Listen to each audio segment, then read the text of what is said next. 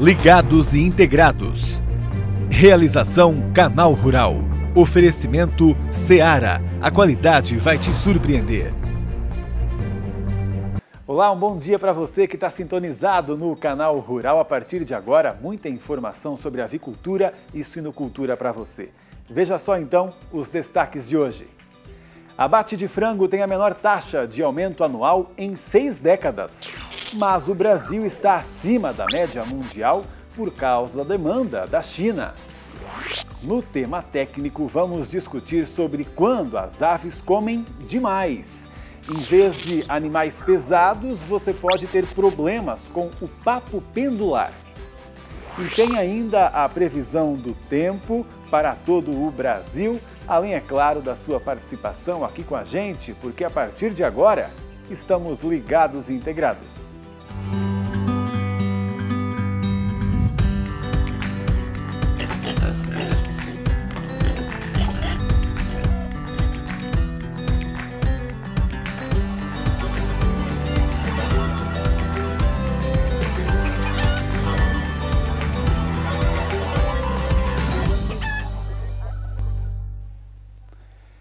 A maioria dos países produtores de aves de corte diminuíram a produção no ano passado em comparação com 2019. O resultado foi um crescimento de apenas 1,3% para o setor no mundo.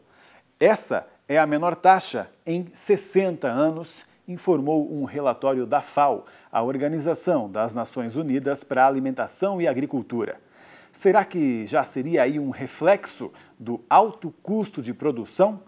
Vamos analisar com o César de Castro Alves, que é consultor de agronegócios e fala com a gente aqui, já está conectado. César, um bom dia para você, bem-vindo.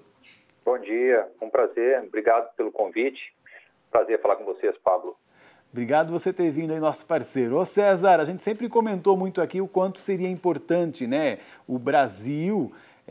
como exemplo, até como um grande produtor, diminuir um pouquinho a sua produção de aves para poder lidar com o custo de produção. Agora a gente vê isso acontecendo no mundo mesmo, já no ano passado. Acredito que já não é um reflexo dessa análise que se teria da diminuição da produção, né? Por que será que isso está acontecendo, então? Olha, Pablo, eu acho que no ano passado, né, esses números da FAO, eles são uma fotografia do ano passado. O Brasil teve uma boa performance, né? Não dá para dizer que foi fácil, né? Por duas razões. Eu acho que aí tem um esforço grande da nossa indústria em ter conseguido manter as operações e o fluxo de produção e exportação também, né? O Brasil deu um grande exemplo durante a pandemia de solidez do seu sistema de fornecimento e distribuição de alimentos, né? Esse é um ponto. O segundo é que também não foi fácil, né? Foi a troco de sangue, suor e lágrimas, porque as margens foram muito difíceis, porque os custos já estavam elevados no Brasil durante todo o ano passado, especialmente no segundo semestre, e lá fora, né, no mundo, eu acho que não foi daí a função de custo, não. Acho que foi função da pandemia e da dificuldade de manter as operações, né? A gente viu problemas aí, esse estudo da FAO, ele explora as outras carnes, e houve um grande rompimento da cadeia de abates nos Estados Unidos, de bovinos e de suínos, né? Os preços explodiram, né, durante algumas semanas quando faltou carne, e depois a situação se normalizou na hora que foi possível gradativamente voltar com os trabalhadores para as fábricas. E o Brasil passou muito bem, né? A gente já tinha visto a experiência deles, né, no enfrentamento no início da pandemia. Eu acho que tivemos um excelente desempenho. E a indústria optou por, né, tinha ainda um estoque de milho mais barato ano passado, muita gente já estava preparada e conseguiu, vamos dizer assim, manter as operações, e no final o Brasil cresceu aí 1,6%. Então, acho que foi uma mistura disso, dos outros países com dificuldades de manter a produção e o Brasil conseguindo manter, embora com margens bastante apertadas, né? O que se agravou ainda mais nesse ano, né? A situação não é nada confortável nesse momento, né? Que os grãos subiram mais ainda, ninguém mais tem grandes estoques de milho barato e os preços precisam continuar subindo, né? Acho que é um pouco disso. a gente quase pode dizer que, né, até essa situação aí de alguns outros países, como os Estados Unidos, não conseguirem produzir como antes e, por conta da pandemia, se atrapalharam lá um pouco, tiveram dificuldades reais, né, na verdade, por conta do vírus, acabou equilibrando um pouquinho esse mercado de aves pelo mundo, né, César? E aí o Brasil, inclusive, de novo, conseguiu até aproveitar um pouquinho disso e crescer mais do que a média mundial, que é de 1,3%, o Brasil cresceu 1,6%. Sim, acho que é exatamente isso, Pablo. Os Estados Unidos tiveram também reduções no volume de aves alojadas, produção de ovos férteis, isso durante alguns momentos, né, algumas semanas. Isso acabou puxando o crescimento que era esperado de ser maior no ano, ele acabou sendo inferior ao do Brasil, de 1, qualquer coisa, né, 1,12, se não me engano, e o Brasil cresceu 1,6. Agora, no entanto, se a gente olha para 5 anos aí, Pablo, os últimos 5 anos, o Brasil ele não teve uma boa performance na produção em relação a outros países produtores, né? E aí os principais são Estados Unidos e China. A China, o ano passado, ela cresceu 5%, mas foi em função de um grande esforço para aumentar a produção interna, porque a produção de suínos estava comprometida e ainda continua. Nos Estados Unidos, não. Eles tiveram um problema lá, né, pontual de redução dos alojamentos, isso acabou afetando o número do ano. Mas nos últimos anos, os Estados Unidos são o maior produtor mundial, a distância aumentou para o Brasil. O Brasil está mais ou menos crescendo aí seus 1%, né, pequenos crescimentos, e a taxa dos americanos foi mais forte nos últimos anos. Então, acho que a nossa competição é mais com eles só, né? A China é um caso à parte que produz muito, é o segundo maior, mas também importa. Agora, dos grandes produtores e exportadores, o Brasil está enfrentando uma competição cada vez maior aí com os americanos e nos últimos 5 anos a performance deles tem sido melhor, tá? Embora esse estudo da FAO mostre que em 2020 a gente ganhou essa corrida aí no sentido de crescimento, né? Não é resultado como um todo, né? Quem sabe até, perdão, César, quem sabe até os Estados Unidos agora, esse ano, estejam mais preparados para lidar com a Covid nas granjas, nos frigoríficos e tenham uma chance de crescer bem esse ano, né? E o Brasil também, lógico, tem a chance, mas tem essa questão aqui do custo de produção que aperta um pouco mais, eu acredito, aqui para o produtor brasileiro, né? Esse quadro desse ano, você acha que pode ser muito diferente ou parecido do ano passado? Olha, Pablo, eu acho que vai ser um ano muito difícil, tá? Tanto aqui quanto lá, porque os custos subiram muito em dólares também. Então, a indústria americana também vai enfrentar um elevado custo de produção esse ano. Então, eu acho que, no nosso caso, o que nós temos de pior nessa história é a nossa dinâmica do consumo interno, né? O frango, ele acaba, muitas vezes, se apropriando quando você tem uma compressão de renda, por ser a proteína mais barata. E ele está super barato, nunca foi tão competitivo em relação às outras proteínas. Porém, os Estados Unidos devem estar numa forte rota de recuperação econômica a partir do segundo semestre, já que as vacinações avançaram muito por lá. E aqui a gente deve ver isso demorar mais a acontecer. Então, eu tenho uma boa expectativa para o consumo e para a produção também de frango esse ano, brasileira, porque eu acho que a substituição de proteínas favorece o frango e ele está historicamente muito barato. Mas vai ser um ano de margens muito apertadas, certamente, né? E pode acontecer o pior, né? Que seria subir mais ainda os grãos se a gente tiver problemas aí na safrinha ou na safra americana. O balanço de grãos de milho e de farelo de soja também é muito apertado. Então, isso não desenha custos em queda no segundo semestre. Essa acomodação ela deve ser muito suave, o que vai exigir repasse de preços. Eu acho que é aí que mora o problema, porque nós vamos ter que empurrar preços aí com o nosso consumidor interno bastante pressionado, aí as famílias, né? Uma renda bem contraída, desemprego alto. Mas, novamente, o frango tem a grande vantagem de ser a mais barata das proteínas, e isso coloca ele em destaque. Então, eu acredito que a indústria só está reduzindo a produção agora, mas no devido momento, se conseguir fazer esse repasse de preço, as condições melhoram um pouco. Mas vai ser difícil, tá? Vai ser um ano bem difícil. Não quero aqui passar uma mensagem de que não vai ser. Certo. Realmente são muitos pontos, né, nessa época que a gente está vivendo, né, César? Bons e ruins. E com isso não dá para a gente dizer o que você deve ou não fazer. É realmente acompanhar tudo quanto é análise, né, César? E aí acompanhar bem de perto e as decisões sendo feitas no dia a dia aí para produzir, para investir. César, muito obrigado pelas suas informações, viu? Bom trabalho aí para você. Obrigado, Pablo. Fico à disposição e até a próxima. Até a próxima. Tchau, tchau. Depois de 14 anos no vermelho, as contas externas do Brasil devem voltar a fechar no azul esse ano. E o motivo está no boom das commodities como soja, milho e carnes. O peso desses produtos nas exportações brasileiras é crescente, a gente sabe, né? Passando aí de 53% do total embarcado em 2019 para 57% no ano passado. Segundo o Banco Central, depois de um rombo de 12 bilhões e meio no ano passado, a estimativa é de um saldo positivo de 2 bilhões de dólares em 2021. O último resultado positivo foi em 2003, em um outro boom global das commodities, quando o Brasil também registrou superávit por 5 anos consecutivos. Vamos fazer um intervalo e depois falar sobre um problema meio incomum. É o papo pendular nas aves, né? O que você poderia fazer aí para evitar, hein? Esse problema que dá muito prejuízo é já, mas antes tem um recado para você, olha só. Sou Jefferson Conte de Arvoredo, Santa Catarina. Gostaria de mandar um abraço para toda a minha família, dizer que sou novato nesse ramo, mas que está sendo um grande orgulho trabalhar nessa área. E fique por aí, que Ligados e Integrados volta já.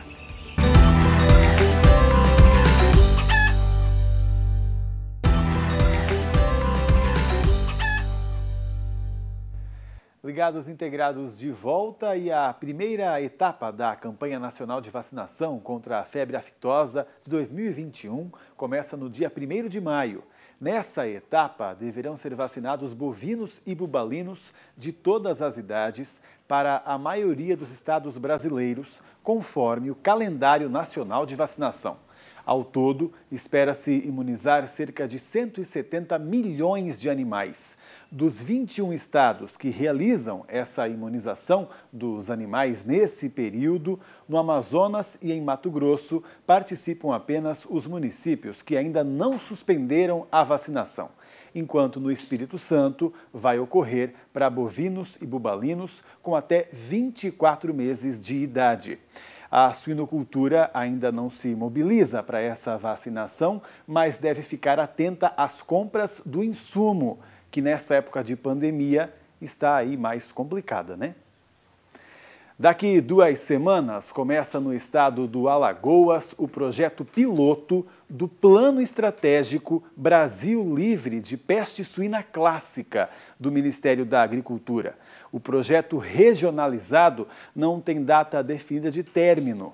Vai depender dos resultados para avançar para outros estados. O objetivo é erradicar a doença naqueles que compõem a zona não livre aqui no Brasil, que são Alagoas, Amapá, Amazonas, Ceará, Maranhão, Pará, Paraíba, Pernambuco, Piauí, Rio Grande do Norte e Roraima. O avanço no controle e na erradicação da PSC nessas zonas vai possibilitar o fortalecimento das capacidades do Serviço Veterinário Oficial em desenvolver outros programas sanitários e a vigilância das doenças animais, assim como de proteger a atual zona livre e as exportações brasileiras de produtos suínos. Já reparou em algum frango ou peru? Uma diferença no corpo deles é bem perceptível, aliás, viu? Olha só essa foto agora que vão colocar para a gente reparar aqui. Olha aqui comigo. Tá vendo o frango de um lado e do outro? Como muda bastante essa região aqui, abaixo do bico, abaixo do pescoço. Pode ser um pouquinho diferente, tá? Mais para baixo, mais para cima. Veja só como o da sua esquerda aí, tá? Parece inchado, né? Apesar do animal parecer que está ali com uma certa disposição, né? Vamos saber então mais detalhes aqui, né, dessa doença. Será que é realmente uma doença ou só um problema físico? Olha só na reportagem.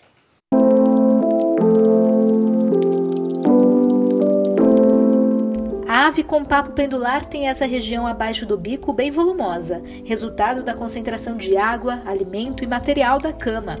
Ao tocar, você vai perceber que é mole, causa desconforto ao animal.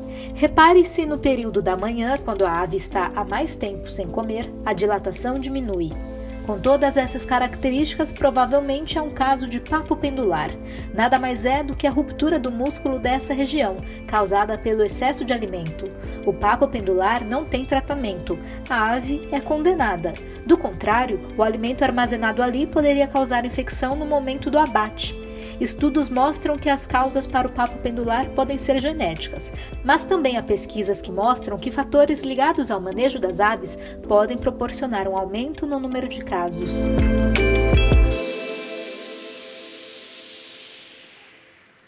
Vamos conversar mais sobre esse assunto com um especialista e hoje é o médico veterinário, o Dircélio Nascimento Júnior.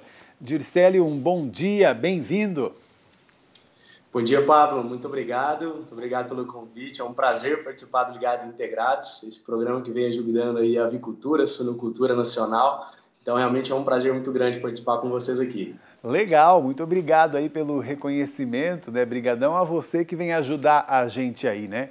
Ô Dircélio, esse problema aí, primeiro eu quero que você me comente, de acordo com o que você vem reparando, ele é bastante comum, pouco comum, a gente deve se preocupar bastante, pouco ainda, como é que está a situação no Brasil?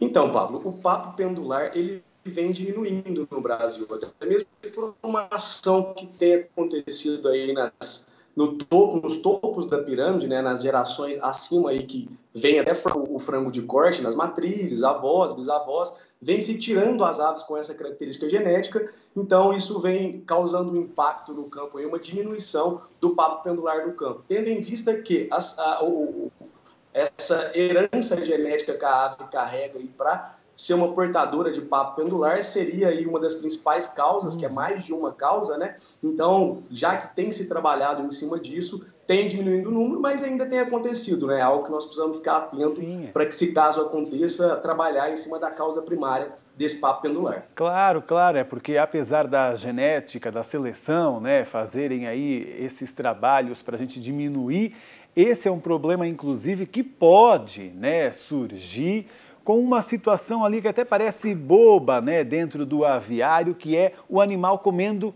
bastante, né? E até é bom esse alerta, porque a gente sempre fala que é importante o animal ter comida à vontade, mas também quando ele come de uma forma excessiva, pode fazer mal para ele. Justo, Pablo. Esse é um outro motivo aí que pode gerar o papo pendular. Mas geralmente acontece quando a ave come muito depois de uma falta de ração. Então, se falta ração no aviário por um período prolongado ou por mais de uma vez, né, por várias vezes, essa ave, quando volta a ração, ela tende a comer mais do que o normal, então ela enche demais esse papo aí e acaba rompendo ali os ligamentos que sustentam a camada muscular do papo e acaba distendendo esse papo depois, com esse rompimento, não consegue voltar à normalidade. Então, essas faltas de rações aí, que são seguidas de um consumo maior do que a normalidade dentro dos aviários pelas aves, é um problema aí e com certeza tem a chance de se aumentar o número de papo pendular dentro dos aviários. Então a gente tem que ficar de olho geralmente quando tem essa situação que não deixa de ser, né, de estresse então com as aves, né? Se elas ficaram muito tempo sem comer, acaba tendo uma ansiedade e quando chega a comida ela come demais e pode ocasionar esse problema aí, né? Você falou que é um dos problemas que pode ocasionar, tem outros então? Tem sim, Pablo. Como eu tinha dito anteriormente, a herança genética aí é um outro fator que pode desencadear no papo pendular. Tem características nutricionais também. Se a gente vai na literatura ver que rações com mais fibras pode aí ter uma tendência a gerar o papo pendular. Tem doenças também, por exemplo, a doença de Newcastle, que pode ter como uma das características o papo pendular. Então, são vários os fatores que podemos chegar até o papo pendular. Por isso que se uma integração, se uma granja está acontecendo de uma forma maior do que a normalidade, a gente tem que descobrir a origem disso para tratar a origem. Antes da gente começar aqui, vocês mostraram um vídeo e falaram que não teria tratamento de forma corretiva. Realmente não existe forma corretiva, a gente tem que descartar essa ave aí, né? Mas a gente pode tratar de forma preventiva, digamos assim. A gente pode agir de forma preventiva a partir do momento que descobrimos aí qual que é a origem do papo pendular, agir em cima da origem para que não volte a acontecer aí dentro dos aviários daquela granja, daquela integração. Vamos falar sobre isso então, né? Porque justamente eu tenho duas situações aí quando o problema surge então. O primeiro deles é já trabalhar com essas aves então que estão sofrendo disso, né? E no caso, como você disse agora, é realmente um abate sanitário, porque não tem o que fazer com ela, e por isso que você tem que ter muito trabalho de prevenção, porque depois o prejuízo é certo. Então vamos a essa prevenção, né, Dircele? Por favor, conta pra gente algumas dicas para o produtor rural. Vamos lá, então. Dentre as duas origens que mais acontecem aí, acredito eu, hoje em dia, que geram o papo pendular, a primeira dela é genética. Então, como que a gente evita que essa característica genética chegue até o frango no final da cadeia? Se a gente identificar em qualquer momento nas granjas reprodutoras, em bisavós, avós, matrizes e até mesmo no frango, o quanto antes a gente eliminar é melhor. Se dentro dessas granjas reprodutoras a gente não elimina essas aves, elas podem continuar aí passando essa característica genética para frente de papo pendular e a gente vai ter um número maior de papo pendular no final da cadeia. Então essa seria a primeira tratativa aí, né, quando a característica é genética e quando acontece por falta de ração e a ave come de forma demasiada depois dessa falta de ração, nós temos que trabalhar em sincronismo para que não aconteça essas faltas de rações que tem vários outros malefícios aí para as aves e dentre um deles aí é o papo pendular. Então trabalhar de forma sincronizada para que não aconteça essa falta de ração para as aves no campo. Pois é, mas aí aconteceu essa falta de ração, então eu tenho que ter aquele cuidado mais no detalhe quando eu vou oferecer a ração de volta então, né? Para que não ocorra essa situação ali de ansiedade do animal em comer muito. Assim, depois que já aconteceu a falta de ração, é um pouco mais complicado de ter esse controle, né? Que aí a ideia do granjeiro ali é fornecer o quanto antes para que diminuam os impactos da perda que já vai se ter ali por ter faltado essa ração. Então, o ideal mesmo é que nós trabalhamos na origem do negócio, que não falte ração para as aves, que isso provavelmente vai ter vários problemas aí, dentre um deles o papo pendular, é um que pode aumentar a incidência dentro dos aviários. Tá ótimo, então. Muito obrigado pelas suas dicas aí, de um profissional, né, qualificado para nós aqui, sempre ajudando a gente no programa. Dircele, valeu pela sua parceria, bom trabalho aí. Muito obrigado a vocês pelo convite e todo o sucesso do mundo aí para o Ligados Integrados. Abração, Pablo. Para nós, até mais. Um abraço, querido. Agora vamos à previsão do tempo. A Kelly já está aqui para contar para a gente. Bom dia, Kelly. Tem mais perguntas, né? Mais respostas aí aos nossos telespectadores que estão querendo saber previsão local. Olá, bom dia para você. Isso mesmo, vamos continuar respondendo os telespectadores aí, né? Dando essa colher de chá aí, responder, que a gente tem tantas perguntas aí na fila para responder. Vamos começar olhando o mapa aqui.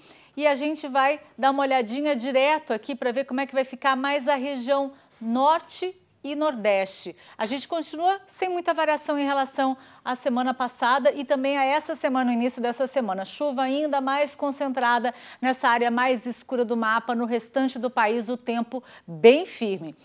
Aí agora a gente vai para onde? Vamos lá, olha só. Palmas, Tocantins, com algumas nuvens. A gente tem pergunta do telespectador, vamos colocar aqui, ó, a Marta Prestes, ela quer saber a previsão para Palmas, Tocantins aí, começar a colher e ela quer saber se vai ter chuva, tá tendo chuva lá que tá atrapalhando um pouco, quer saber como é que vai ficar o tempo para os próximos dias. Fiz aí também uma previsão bem estendida para Marta.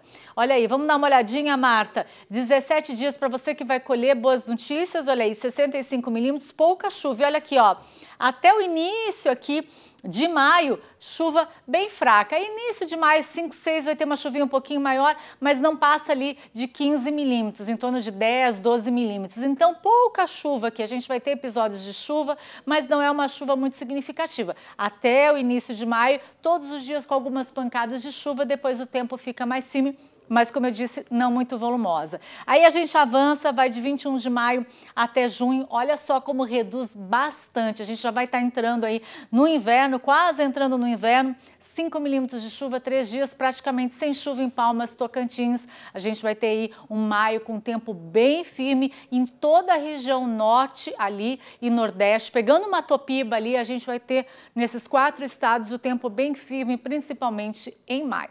Continue mandando suas perguntas, 11 97 571 3819. A gente se vê. Até amanhã. Tchau, tchau. Tchau, até amanhã.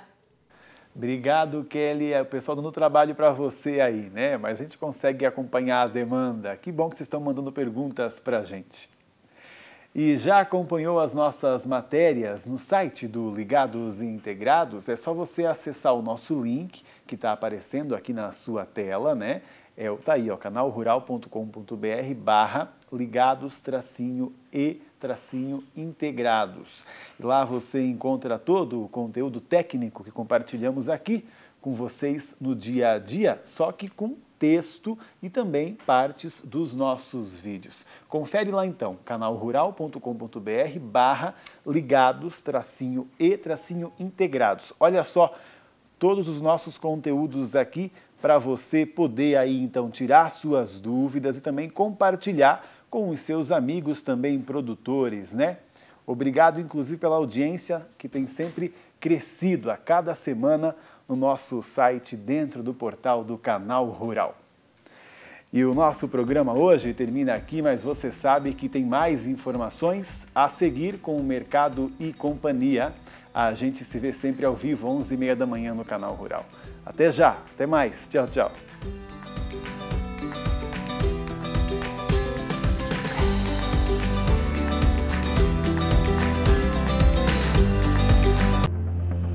Ligados e Integrados. Realização Canal Rural. Oferecimento Seara. A qualidade vai te surpreender.